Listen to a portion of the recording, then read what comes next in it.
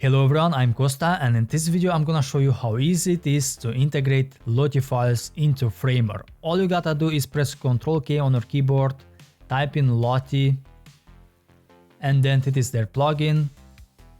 Before you can use their animations, by the way, you need to have an account on their website. Now, as you can see, they have some free animations and some premium ones. I will select one of the free animations, and right here you can change the theme as well. Now I will skip this part and click on Insert Animation. Let's close this panel, bring this animation inside this frame, lock the size and change the width to fill.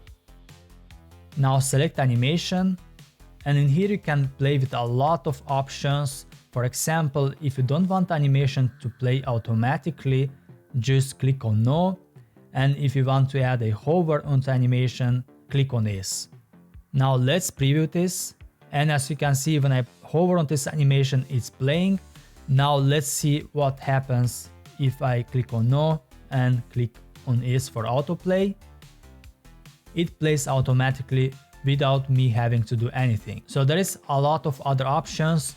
I leave them to you to explore them, and that is it guys. Thank you much for watching. See you next time.